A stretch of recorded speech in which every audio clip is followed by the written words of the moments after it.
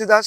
এই মুহূর্তে আমি দাঁড়িয়ে আছি উত্তর 24 পরগনার বসিরহাট মহকুমার হিঙ্গলগঞ্জ বিধানসভার শামসেরনগরের যে গুরুত্বপূর্ণ রাস্তা, বিশেষ করে যোগেশগঞ্জ গ্রাম পঞ্চায়েত, অন্যদিকে গোবিন্দকাটি জিপি, তারপর কালীতলা গ্রাম পঞ্চায়েত।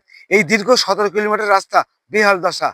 এখানকার মানুষের দাবি যে প্রত্যন্ত সুন্দরবন একদম শেষ প্রান্ত শামসেরনগর, পাশেই অরণ্য জঙ্গল, সেই জঙ্গল দিয়ে যে রাস্তাটা গেছে সেই রাস্তা বেহাল দশা। এখানকার পঞ্চায়েত প্রধান, মেম্বার সহ বিধায়ক সহ সবাইকে জানানো হয়েছে, কিন্তু কোনো কর্ণপাত করা হয়নি। ইতিমধ্যে সেই রাস্তার দাবি জানিয়েছেন কালীতলা ও শামসেরনগর এলাকার বাসিন্দারা। তাদের বক্তব্য, একদিকে গভীর জঙ্গল, অন্যদিকে রাস্তা দিয়ে বহু ছাত্রছাত্রী বা রোগীদেরকে স্বাস্থ্যকেন্দ্রে নিয়ে যেতে গেলে খুব সমস্যার মুখে পড়তে হয়। আমি সেই ছবি একটু দেখাবো, যে রাস্তা পুরো খানাখন্দে ভরে আছে। এই দীর্ঘ 17 কিলোমিটার রাস্তা খুব গুরুত্বপূর্ণ। এখানে এই রাস্তা দিয়ে বিশেষ করে এই রাজ্যের বিভিন্ন জেলা থেকে বহু পর্যটক আসে সুন্দরবনে ভ্রমণে।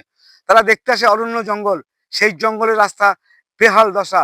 সেই সেই কথা জানাচ্ছেন সেখানকার মানুষেরা। তাদের বক্তব্য, আমরা বিগত সরকারের আমলে বিধায়ক থেকে শুরু করে, মেম্বার থেকে শুরু করে, পঞ্চায়েত প্রধান থেকে শুরু করে সবাইকে জানানো হয়েছে, কিন্তু কোনো কর্ণপাত তারা করেনি। নতুন সরকার পালাবদল হওয়ার পরে নতুন সরকার এসেছে, আমাদের নতুন সরকারের কাছে এটাই দাবি, যত দ্রুত রাস্তা সারাই হোক, সেটাই আমরা চাচ্ছি। সুন্দরবন থেকে প্রসূতি দাসের রিপোর্ট, নিউজ ফুল বাংলা।